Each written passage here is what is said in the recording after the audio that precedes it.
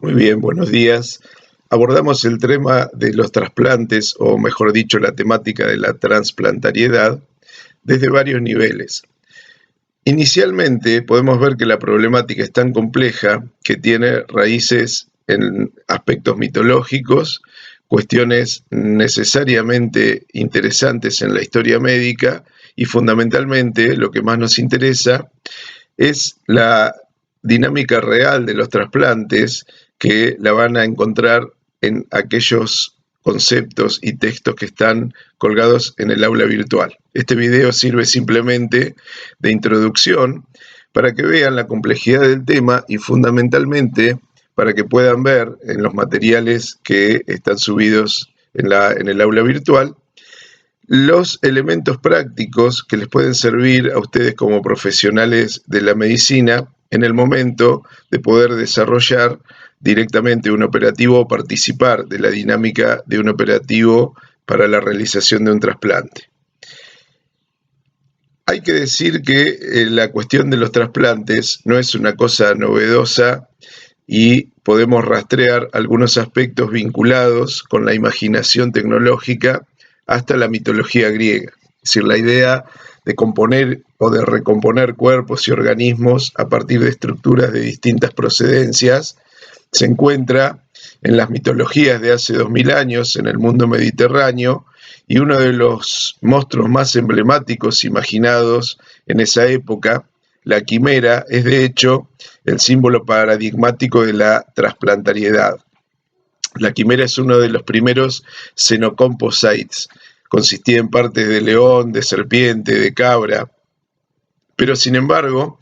en aquellos momentos los adelantos técnicos hacían imposible la articulación de una construcción real semejante. Entonces solo quedaba en una perspectiva imaginaria. Sin embargo, podemos rastrear en la historia de la medicina que el cirujano chino Peng Qiao intercambió con éxito los corazones de dos individuos ya en una época tan temprana como el año 200 a.C., y a mediados del siglo III, ya en la era cristiana, los hermanos Cosme y Damián, que eran médicos, injertaron la pierna del cadáver de un soldado árabe a un joven amputado por una gangrena en una de sus extremidades inferiores. Esto fue dibujado y pintado por un artista, Alonso de Sedano, que en 1495 recoge describe esta intervención, la pinta, y este es uno de los primeros documentos pictóricos de esta experiencia, y actualmente está en el Museo de Stuttgart este cuadro. En realidad la historia de los autotrasplantes son más recientes. En el año 450 está documentado que los hindúes ya habían desarrollado la práctica de reemplazar tejidos mutilados, particularmente de la nariz, mediante autoinjertos de piel. Y hay que llegar al periodo de la Ilustración Europea para ver que los experimentos iniciales de trasplantes, previos al desarrollo de la inmunología moderna, los desarrolla el cirujano escocés John Hunter, que fue uno de los padres de la cirugía experimental y un extraordinario anatomista. En el siglo XX, un cirujano vienés, pero de origen húngaro, Emmerich Ullmann, publicó un trabajo sobre un trasplante renal en los perros, y ese trabajo sirvió para impulsar las investigaciones de Alexis Carrel, que es el cirujano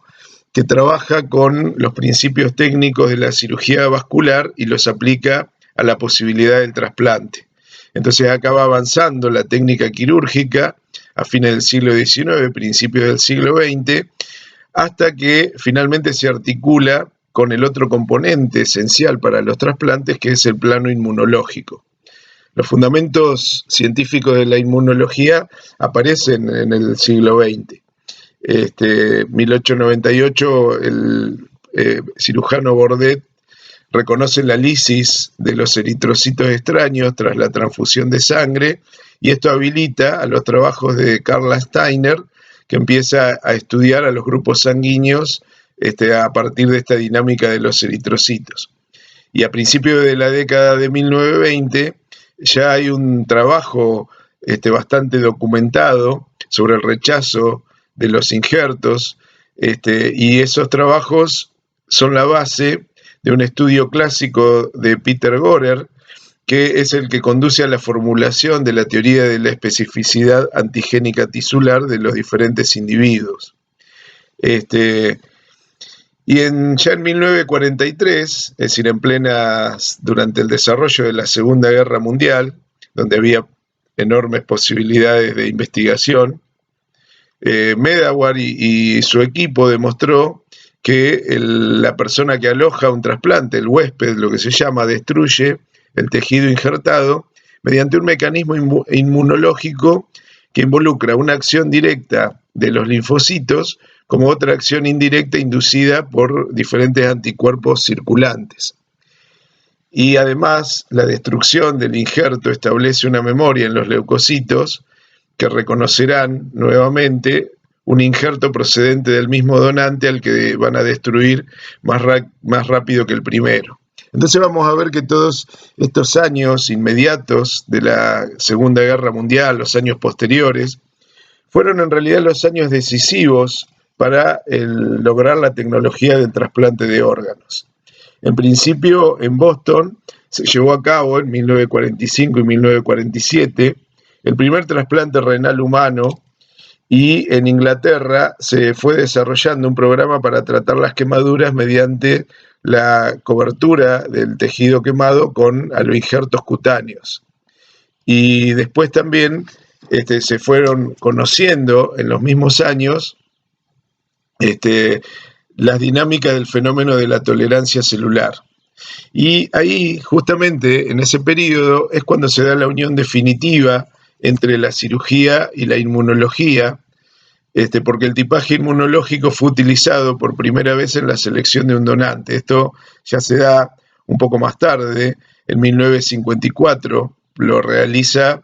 Joseph Murray trabajando con gemelos idénticos. Todos estos trabajos estaban, por supuesto, supervisados y estaban dentro de las dinámicas legales, a diferencia de lo que había pasado con los experimentos nazis, que tenían otra dirección. Y por supuesto que también eran un indicador de la barbarie reinante. En 1960, Schwartz y Damaszek demostraron que un fármaco antileucémico bloqueaba la producción de anticuerpos contra proteínas extrañas, y ahí la farmacología empieza a desarrollar, junto con los glucocorticoides, una batería de medicamentos que hace el del alotrasplante renal una forma posible y que permite la supervivencia de los pacientes. Posteriormente, después en los años 70, se introducen fármacos como la ciclosporina, que modifica totalmente los resultados de los injertos y le da muchísima seguridad a los trasplantes, y paradójicamente, paralelamente, se van desarrollando tecnologías que hacen del trasplante una posibilidad muy exitosa de sobrevida, y se modifica totalmente el escenario de la medicina moderna en la segunda mitad del siglo XX. Vamos a ver, por supuesto, que al cambiar esta perspectiva sobre la mortalidad y la supervivencia en determinadas enfermedades, empieza a generarse una gran demanda, muy por encima en realidad de la disponibilidad de órganos, y esto requiere una organización de la sociedad, una dinámica que articule varios campos, especialmente no solo campos dentro de la medicina, sino la gestión hospitalaria, los aspectos legales, y requiere también problematizar muchos elementos de la vida y de la muerte, en el sentido en que hay un conjunto de ideas acerca de lo que es la continuidad de la persona que requieren un nuevo debate. Entrado en el siglo XXI, nosotros tenemos la posibilidad de mostrar un conjunto de materiales que pueden abrir una serie de preguntas y de respuestas a lo que está pasando, digamos, en el mundo y particularmente en Argentina con la cuestión de los trasplantes. En primer lugar, un buen interrogante es la decisión colectiva de plantearse un aspecto fundamental en el sentido de que legalmente se nos considera a todos donantes. Y esto tiene que ver con una noción, la del bien común, que surge en realidad desde el primer momento en que se plantea el problema de la naturaleza humana agrupada en sociedades o en estados. Y entonces es esta dinámica grupal la que debe proporcionar a los miembros del grupo un bien o una serie de bienes para lograr el bienestar y la felicidad de cada uno. El bien común, que básicamente es esta idea, implica que el individuo en cuanto persona muchas veces debe sacrificarse por el bien común natural, y ese sacrificio llega, por supuesto, a los niveles más íntimos del cuerpo, e incluso la donación de órganos se piensa con esta lógica, es decir, hay una finalidad fundamental que es la del bien común por sobre todas las cuestiones individuales. Esto nos lleva a aspectos que tienen que ver con la bioética. Fundamentalmente van a encontrar en los fundamentos de las leyes, más en los materiales que están colgados en el aula virtual, qué aspectos se tienen que trabajar en la relación médico-paciente, pero obviamente que esta discusión recién empieza, y van a encontrar también mecanismos operativos en relación a los trasplantes. Hay aspectos filosóficos muy complejos. El filósofo Jean-Luc Nancy, de origen francés, durante el siglo XXI ha reflexionado fundamentalmente con esta temática, y esto vincula la cuestión de la trasplantariedad al ámbito de la biopolítica que ustedes estudiaron inicialmente en este año.